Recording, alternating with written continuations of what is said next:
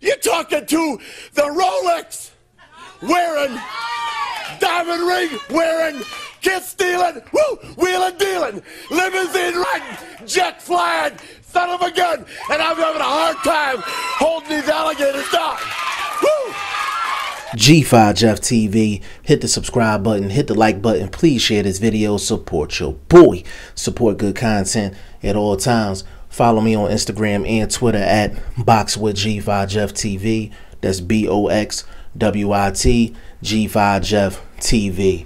And hit that bell icon so you can be notified when I drop that heat. Now, the hottest topic in boxing, Anthony Joshua, Deontay Wilder. The only two champions in the division. It's the most anticipated fight, the most talked about fight, the most hyped fight that has yet to be made. And there's so many elements to the situation, from Eddie Hearn to Dillian White to Alexander Povetkin to Big Baby Miller to Luis Ortiz. There's so many elements to this situation. And there's so many questions. Does Anthony Joshua really want the fight? Does Eddie Hearn really want to make that fight? Are they trying to play Dillian White and make him like a bodyguard and throw him in front of Deontay Wilder? Will Alexander Povetkin actually negotiate a deal with Anthony Joshua within the next 30 days and fight by September 2018? Will they pay Alexander Povetkin step-aside money so they can make the Deontay Wilder fight right now? If they make the Deontay Wilder-Anthony Joshua fight, where will the fight be held? In the UK or in Vegas? Or would they be bold enough to do what I suggested and do a two-fight deal?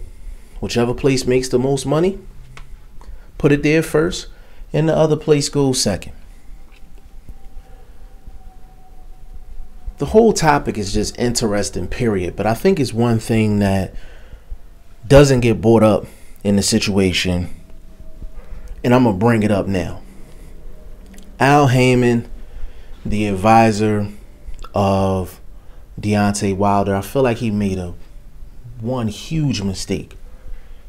One dire mistake.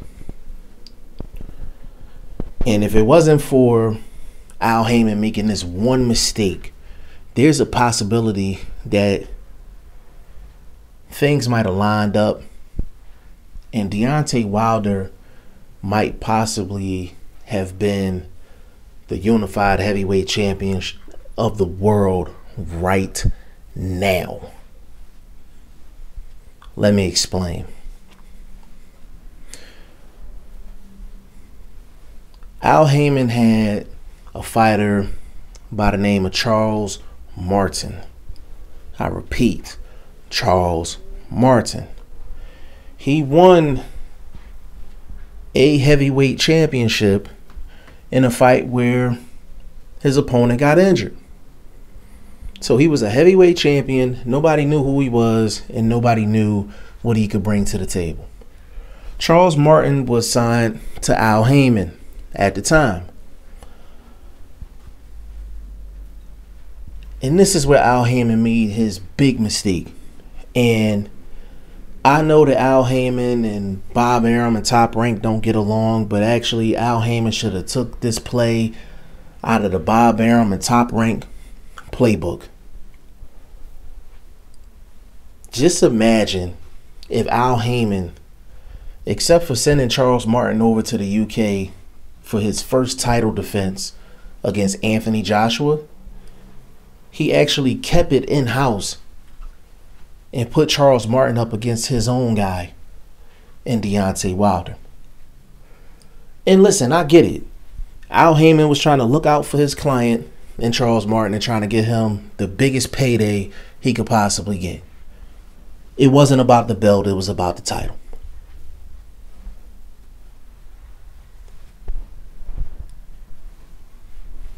And let me take that back.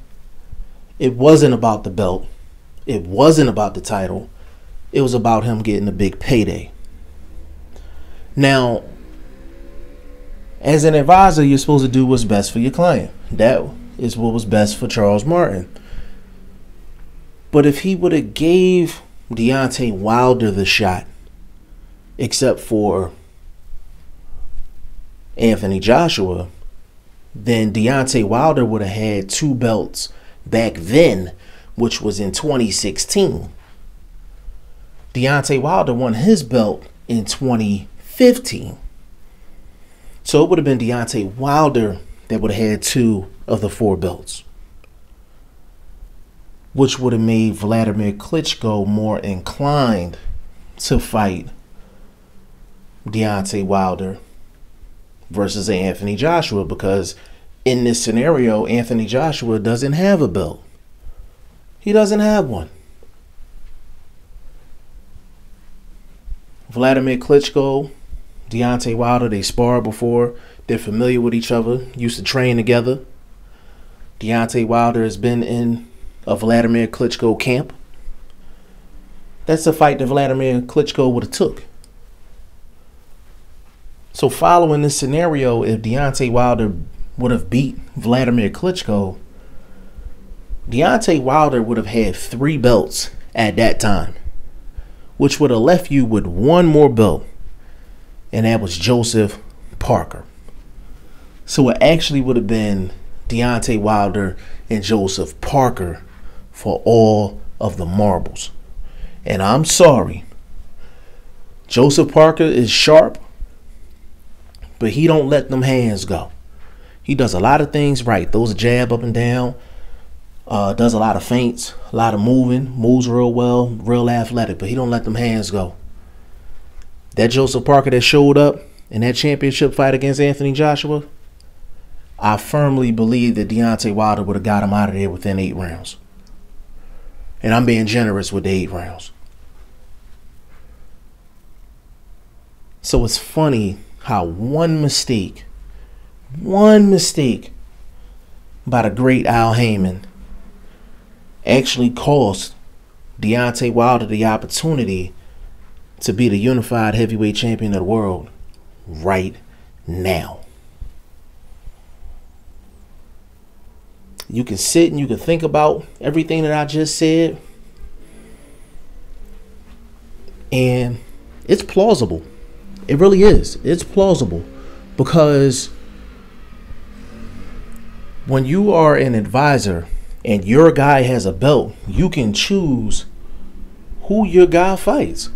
Yes, there's sanctioning bodies involved, but we all know sanctioning bodies only plays a part of the game. Only a part. It would have been no problem for Al Haymon to match up Charles Martin with Deontay Wilder.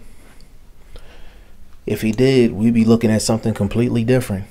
Would we even know who Anthony Joshua is in the States if it wasn't for Al Haymon practically giving Anthony Joshua a gift? Something to think about, y'all. Something to think about. Y'all let me know what y'all think. G5 Jeff TV. Hit the subscribe button. Hit the like button. Please share this video. Support your boy. Support good content at all times. I appreciate y'all. Peace.